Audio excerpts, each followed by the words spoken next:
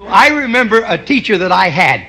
Now, I went through the 7th grade. I went to the 7th grade. And I left home when I was 10 years old because I was hungry. And I used to, this is true. I work in the summer and I go to school in the winter. But I had this one teacher. He was the principal of the Harrison School in Vincennes, Indiana. To me, this was the greatest teacher, a real sage of my time, anyhow.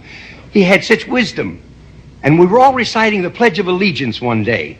And he walked over, this little old teacher. Mr. Laswell was his name. Mr. Laswell.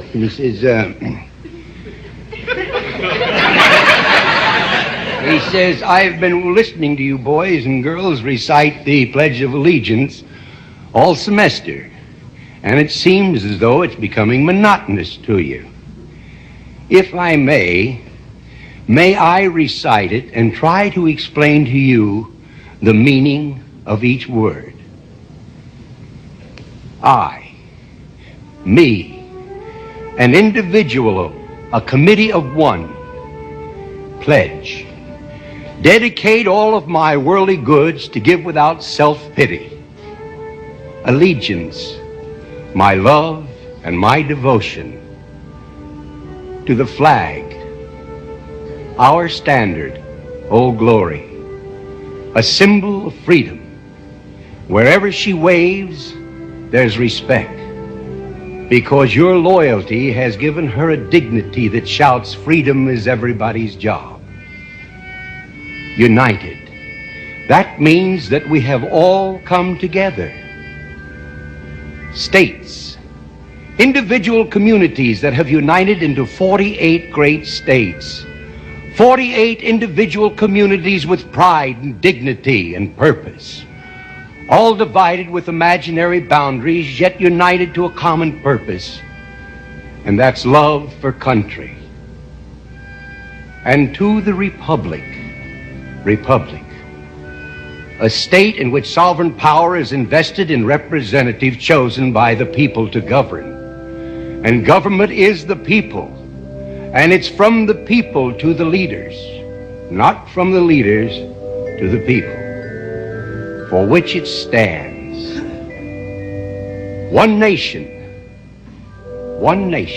meaning so blessed by God, indivisible, incapable of being divided, with liberty, which is freedom, the right of power to live one's own life without threats, fear, or some sort of retaliation. And justice, the principle or qualities of dealing fairly with others. For all, which means, boys and girls, it's as much your country as it is mine. And now, boys and girls, let me hear you recite the Pledge of Allegiance. I pledge allegiance to the flag of the United States of America and to the republic for which it stands, one nation, indivisible, with liberty and justice for all. Since I was a small boy, 2 states have been added to our country, and 2 words have been added to the Pledge of Allegiance, under God. Wouldn't it be a pity if someone said that is a prayer and that would be eliminated from schools too?